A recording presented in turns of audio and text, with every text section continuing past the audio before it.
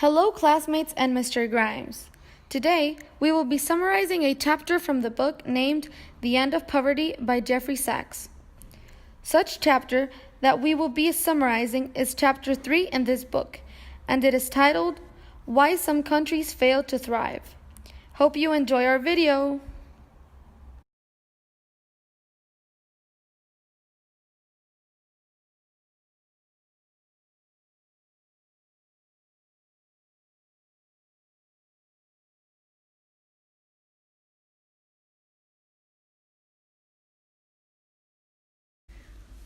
The world has 6.3 billion people living in it, and about 5 billion people have reached at least first signs of economic development. However, even though this can be seen as something good, there is still the fact that 5 out of 6 of the Earth's population is actually living in or even above extreme poverty.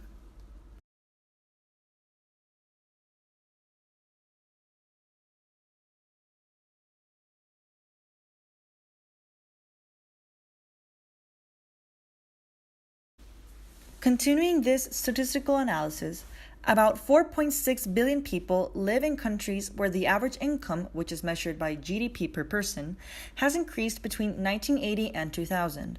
Also, 5.7 billion people live in countries where life expectancy increased as well, something that in deeper thought can be thanked to the economic growth and stability of such countries. The author, after giving this example, describes to the reader how the small household, which in turn represents a country, can increase their income or economy in 4 ways: savings, trade, technology, and resource boom. Saving. The household decides to consume only 3 of the 4 tons of maize, and the other ton goes to market. With the $150 they receive, they invest in livestock, which makes a new stream for income. Thus, the saving led to capital accumulation. Trade. The household realizes that their neighbors are doing amazing at selling vanilla beans at a higher income. Thus, they change to selling vanilla as well. Various neighbors then decide to do the same, and thanks to this, trading firms arise. Thus, the household now relies on the market to trade with others, causing income to rise.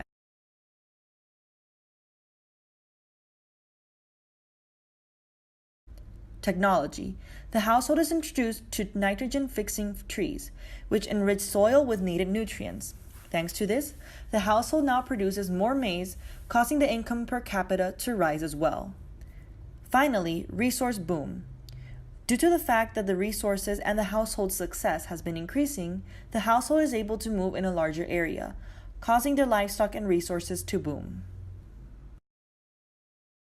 Now, the author discusses in full detail why some countries just can't seem to thrive economically, which are various reasons. First, physical geography. Americans believe that they earned their wealth all by themselves, but they forget that they were lucky enough to have inherited a large continent filled with rich and natural resources, with great soils, rainfalls, rivers, and coastlines where natural ports exist that provide help in sea trades. Some countries don't have these privileges. Some are landlocked, situated in high mountain ranges, or lack rivers, coastlines, and harbors for transport. The higher the transport, the higher the economy could thrive because of the fast movement of product. Governance failures. A government focused on development is essential for economic development in a country. The government must identify and finance infrastructures, make needed infrastructures, and social services for its citizens. Furthermore, the government must create an environment that helps investments by businesses. When governments fail to do these things by not building more infrastructures or raising corruption, the economy is destined to fail. Cultural barriers. Cultural or religious norms can dictate certain roles in society, like for women. For instance, leaving half of the population with no political or economic rights and without education undermines half of the population and does not let them to contribute in the development of the country, resulting in various problems. Finally, lack of innovation. Inventors in an impoverished country, even though they can develop new scientific ideas to achieve certain economic needs, the chances of actually taking into action such ideas in research or in local markets are very low. This will not provide sufficient profits if an invention is sent to the market in the long run.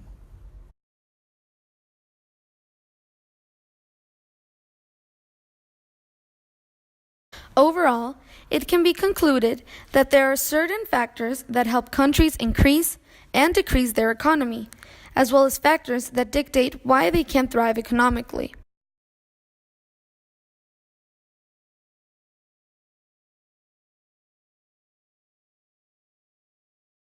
Hello everyone, today I will be interviewing a student of sophomore year of AST and I will be asking her some questions.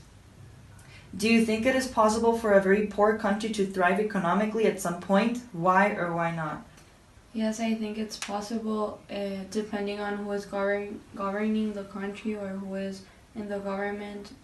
Like if they make a good role in the government, I think that the country could thrive to become richer. Next question. In contrast to the last question, do you think it is possible for a very rich country to suddenly deplete economically? Why or why not? I think it's possible because, like for example, in the government, a lot of countries face corruption, and if this happens, then if the country used to be rich, it can be lowered down to be poor.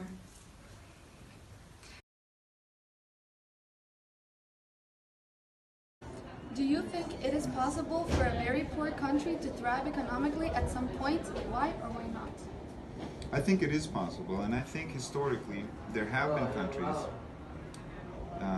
taking into example Honduras, there have been countries that historically have been more poor than Honduras who are now first world thriving countries like South Korea, for example.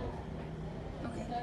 And the second question, in contrast to the last question, do you think it is possible for a very rich country to suddenly deplete economically? Why or why not? Well, yes, of course. There have been countries who have mismanaged their wealth and are now in debt. So their economy is not well, and the people are struggling, and the government tries to take austeric measures, try to cut back on spending because probably they have corruption, they have mismanagement, which has led to an economic crisis. Yeah. Thank you very much. You're welcome.